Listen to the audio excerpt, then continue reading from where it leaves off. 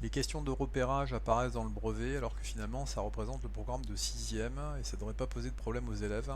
Et pourtant on se rend compte avec les années que les élèves ne savent plus passer des points.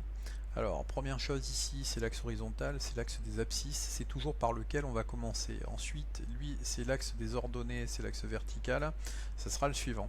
Donc ça veut dire que si je prends le point A par exemple, sur l'axe des abscisses, la valeur par laquelle je commence c'est 2, et ensuite je fais une lecture sur l'axe des ordonnées qui est 3. Donc ça veut dire que c'est le point de coordonnées 2, 3. Donc c'est pas lui parce que c'est 3, 2, c'est pas lui parce que c'est 3, 2, donc c'est soit lui, soit lui. Je reprends pour le point B, je me déplace d'abord à l'horizontale, j'arrive à moins 3 et je monte de 1. Donc ici, ça voudra dire que c'est la réponse numéro 2. Donc toujours une lecture à l'horizontale, puis après une lecture à la verticale. Toujours sur le même principe ici, je suis à la recherche du point C. On voit que le point C, il est à 3 sur l'horizontale et je vais descendre à moins 2. Donc c'est le point de coordonnées 3, moins 2, aucune difficulté. Un problème complet qui a été donné au brevet sur la lecture. On a donc ici un ballon de basket qui va partir, qui va faire ça. Première chose qu'on me demande, on me demande de placer le point de coordonnées 460, 305 sur le graphique.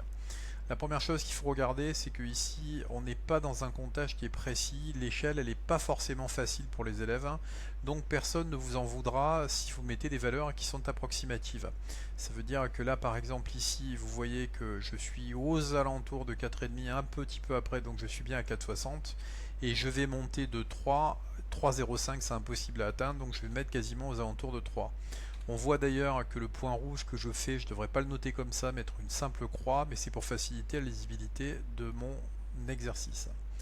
Je continue, on me demande à quelle hauteur se trouve le ballon au moment du lancer. Le ballon c'est à 0, donc la distance en mètres c'est au départ.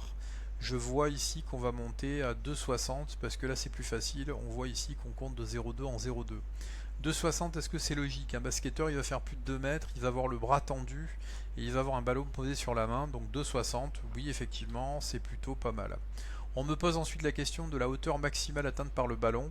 On voit ici que le sommet de la courbe il est aux alentours de 2 mètres et on va avoir aux alentours de 4 mètres 20 de hauteur pour le ballon.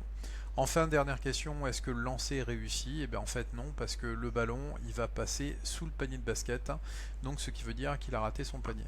Donc des exercices qui sont pas difficiles à partir du moment où on sait que d'abord on lit sur l'horizontale avec l'abscisse et ensuite on lit sur la verticale avec l'ordonnée.